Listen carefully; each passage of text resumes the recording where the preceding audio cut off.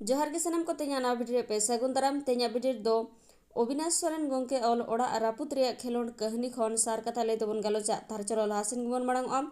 Avinash Soren गोंके all ओड़ा रापुत रे खेलोड कहनी अडी दुखली चितरे साब राकाब कदा चेत लेका रंडी माइजू हुई कते हो पानमनी दो आजरेन होपन सुख दो ओलो पढ़ा चेत ओचो कते मारांग होड़ तैयार रे कुकमुई नेल कदा ओनारे धुड़ी एर लगित अतो होड़ को सड़जाव से षड़यंत्र कते आज होपना तीते गे आज गोजे रे को फोन दिए कदा ओनागे कहनी तलाते बन नेला कहनी शीर्ष अतो रे मित पानमनी nyutuman रंडी माइजुई मित टांग गेल तुरुई सेरमा उमेरेनी सुख दो nyutuman कोड़ा गिद्रे ताहे कांतेया पानमरे रेन जामाय रूप गेलबार सेरमा माड़ांग पौरा nyute गुरकना पौरा nyute हासाय अखरिन चाबा कदा भिटे तेद मेना जामाय गुर अकान रेहो घारंज दो नापाय गे बजय कते चलाव इदीदा मेनखान आतोरेन होड़ दो अडी सिकिड़ में ते पानमनी को नेलेया चेदा बांगमा सुख दो हो निये सेरमा मैट्रिक रेना बेनिडे एमा सुख दो ओलो पढ़ाव होय चेद होचे कना आर ओड़ा रेया संसार हो नापाय ते सामटावेदा आतोरेन होड़ को दो पानमनी चेतान ईर्षा ओमोनेन तकवा आकोरेन गिद्रा को दो ओकोय हो ओलो पढ़ा बाको ठेवको दाड़ेया को कना लाजा सरम गे को बुझावेदा लॉलो सितुंग दिन शीर्ष आतो रेया कुल्ही मुचाद रेया जजोदारे बूटा उमुल रे तिकिन अक्तो रामू माझी भोगान गोडेत समय एमान दुड़ुब कते पानमुनिया संसार रेया हिनानिया को ओक्तायदा रामू माझी भोगाने मेताय कना पानमुनिया ओड़ा संसार एम रापु लेखान 500 टाकाñ एमोआ रामुई मेन केदा सुख दो एंगात दो डन बोंगाय आसुल अकादेया उनी साव आर मिद होड़े तेला केदा हे तो बांखान चिकाते बामड़े आसाय किरिनिदा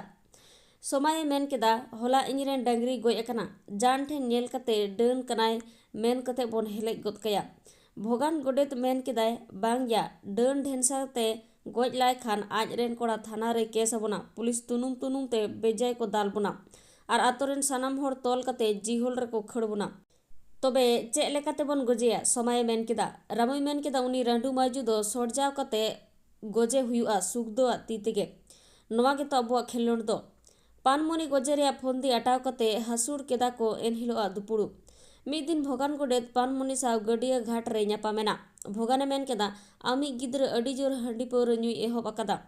कौडीम एमाय कना आर ओनाते हंडी ᱧᱩ लगी आर कुड़िया दुलड़ रे ᱧᱩᱨ कना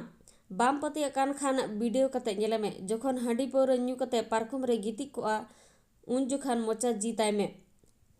आर रामू माझी दो सुख दई मेताय कना आम आयो दई डन गिया आम बाबा हो उनीगे जमा कदिया आम होय जम मिया हरा होचोआम कनाय इतिल होचोआम कनाय तारपरे जम मिया बामपति अकान खान आम आयो बिड्रव कते नेलेमे आदो सुखदई कुली किदे चे लेकाñ बिड्रवया रामुई मेता दिया पौरा ᱧᱩ बुल होड़ लेका पारकम रे गिति को में आम आयो होहोआम रे हो आलम गोंगा आलम बेरेता बांखाने जम गद कमा आमा जीवी बांचाव लगी मिटांग कपी पारकम बिछना रे दोहो का में जदि आम जी बड़ा कते जम मेया उन दो ओना कपी आम आयो आ हटो रे उसराव गद का में रामुआ कथा लेकाते सुख दो आयुब तोरा पारकम रे मिटांग कपी साब कते गिति इना पानमनी दो दाका उतु इसिन कते सुख दो होहो दे किदु जम बाय बेरेत लेना